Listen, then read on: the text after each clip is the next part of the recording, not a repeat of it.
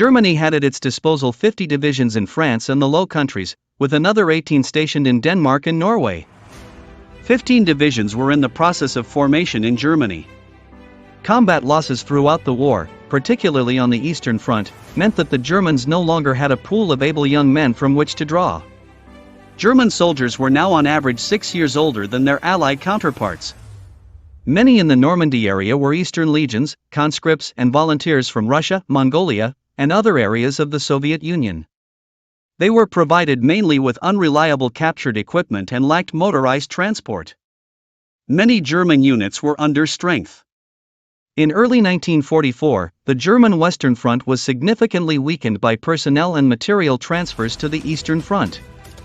The German High Command was forced to transfer the entire 2nd SS Panzer Corps from France, consisting of the 9th and 10th SS Panzer Divisions, as well as the 349th Infantry Division, 507th Heavy Panzer Battalion and the 311th and 322nd Assault Gun Brigades.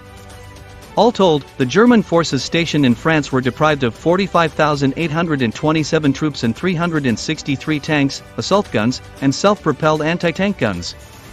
The 1st SS Panzer Division Leibstandard SS Adolf Hitler, 9th, 11th, 19th and 116th Panzer Divisions, alongside the 2nd SS Panzer Division Das Reich, had only arrived in France in March to May 1944 for extensive refit after suffering heavy losses during the Dnieper-Carpathian operation. 7 of the 11 Panzer or Panzer Grenadier divisions stationed in France were not fully operational or only partially mobile in early June 1944. Rommel believed that the Normandy coast could be a possible landing point for the invasion, so he ordered the construction of extensive defensive works along that shore. To concrete gun emplacements at strategic points along the coast, he ordered wooden stakes, metal tripods, mines, and large anti-tank obstacles to be placed on the beaches to delay the approach of landing craft and impede the movement of tanks. Expecting the Allies to land at high tide so that the infantry would spend less time exposed on the beach, he ordered many of these obstacles to be placed at the high water mark.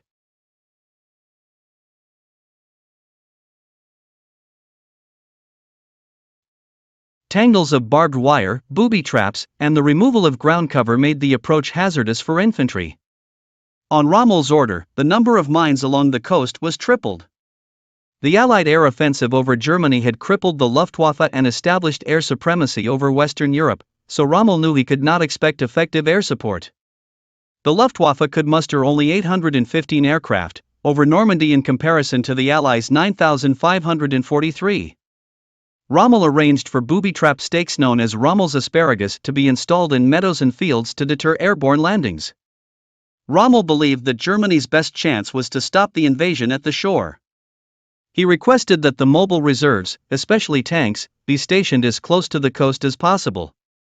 Rundstedt, Gere, and other senior commanders objected. They believed that the invasion could not be stopped on the beaches.